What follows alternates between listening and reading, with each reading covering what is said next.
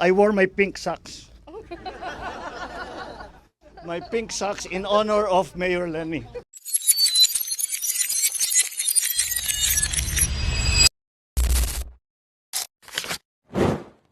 I wear my pink socks. I wear my pink t-shirt. Pero ayun nga mga kabatang helmet, malinaw na hindi pumunta doon sa PBBM para magpolitika or regardless sa politika, pumunta po siya doon para nga in-launch yung plan kontra baha. Yun So yung punto lahat. po ito, ating This is, pakinggan po ang magiging mensahe niya. This is these are the beginnings of the perennial na flood problem here in Naga and in the rest actually of along the Bicol River. Alam naman natin, ito basin.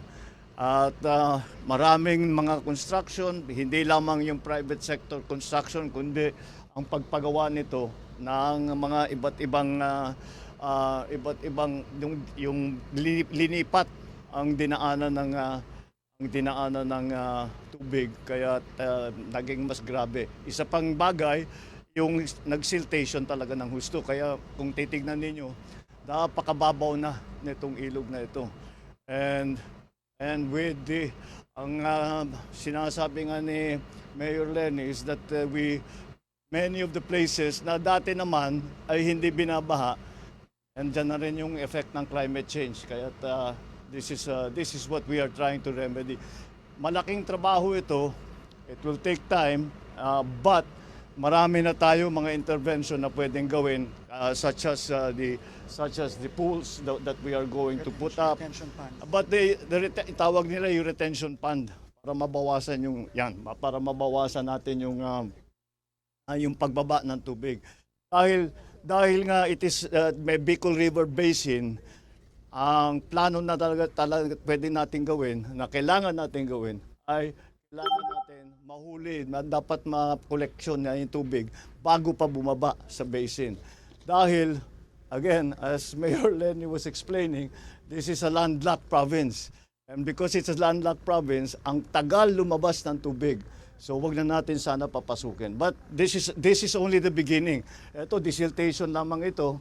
At hindi naman ito, kagaya ng mga ginagawa natin sa ibang lugar, this is not going to be one time. We will keep doing this until we have the more long-term solutions. At hopefully, down the road, if we design everything properly, hindi na natin kailangan paulit-ulit na binabalik-balikan.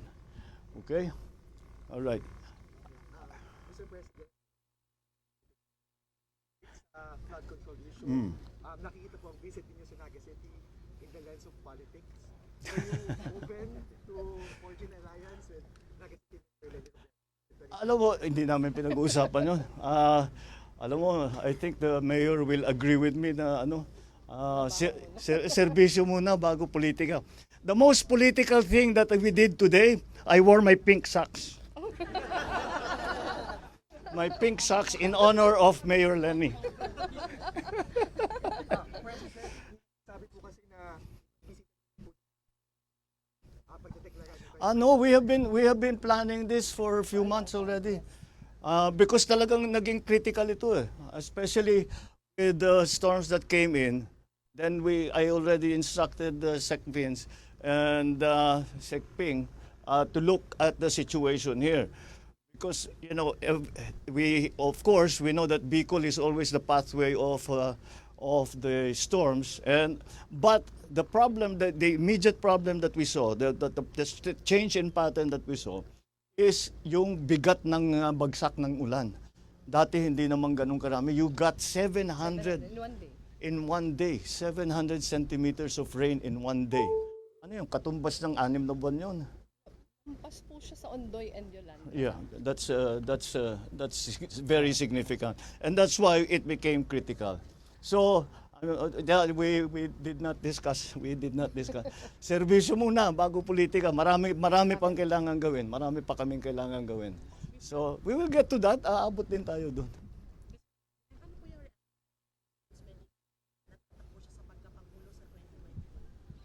Again, politics. Nothing really.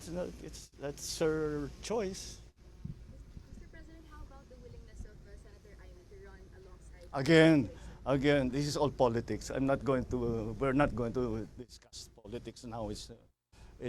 We are talking, what we are here for is to try and find solutions to this very important problem, very critical problem that we have not only here in Naga City but also in Kamsur, and for that matter, for the whole of Bicol. That's what we are concentrating on.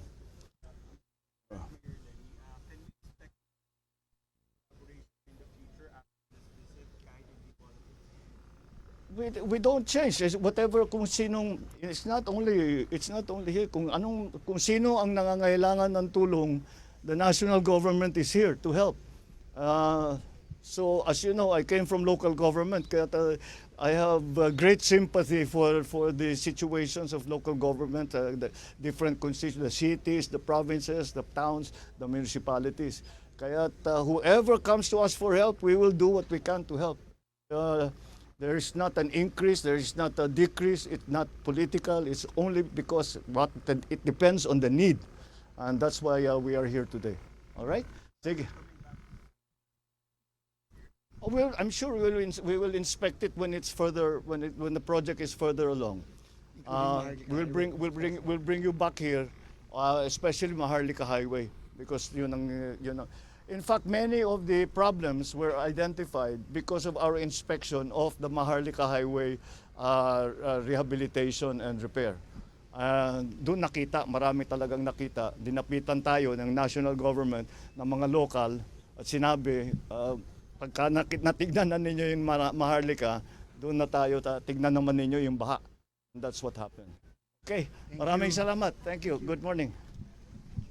So ayun nga mga kabatang helmet, malinaw na sinabi po ni PBBM, yung pinunta niya doon ay hindi regarding sa politika or pamumulitika. Yun ay regarding sa paglo-launch nga ng Oplan kontra baha. So yung iba dyan na namumulitika at pilit ginagawa ng issue yung pagpunta doon ni PBBM, please lang, tumigil na kayo. Ha? Kasi matagal na nakaset yun, matagal na naka-schedule yun, January pa lang. Ay, ayaw ko na lang talaga mag-talk, pero bongga ang pink na socks.